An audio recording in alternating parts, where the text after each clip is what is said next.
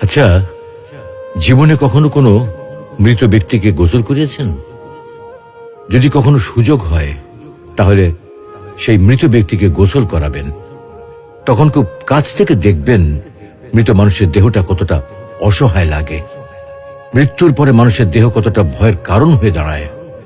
সুযোগ পেলে রাতে লাশটা পাহারা দেবেন, তখন বুঝতে পারবেন প্রিয় মানুষটার লাশ রাতের বেলায় আপনার কাছে কতটা অদ্ভুত লাগে, কতটা ভয়ের কারণ হয়ে ওঠে, কতটা আতঙ্কের কারণ হয়ে যায়।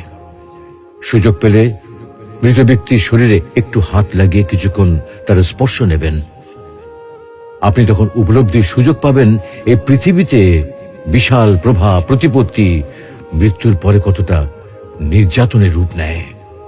সুযোগ পেলে আপনজনদের লাশ কবরে নামাবেন খুব আগ্রহ নিয়ে।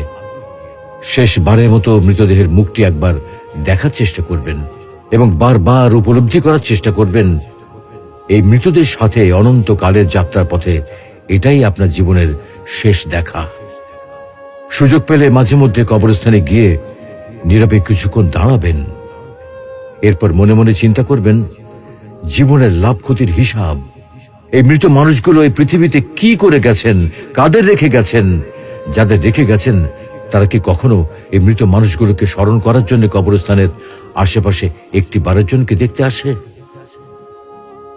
আমাদের জীবনটা বড় অদ্ভুত, বৈচিত্র্যময়। আমরা এর জন্যে, ওর জন্যে, ধন সম্পদের জন্যে, ঐশ্বর্যের জন্যে, বাড়ি গাড়ি টাকা পয়সার জন্যে কত না মায়া দেখাই, আগ্রহ দেখাই, আরো চাই আমাদের। অথচ এই জীবনে আমরা মৃত্যুর কথা না ভেবে, পরকালের জবাবদিহির কথা না ভেবে কিভাবে আরো সম্পদ অর্জন করতে পারি সেই চিন্তায় বিভোর থাকি।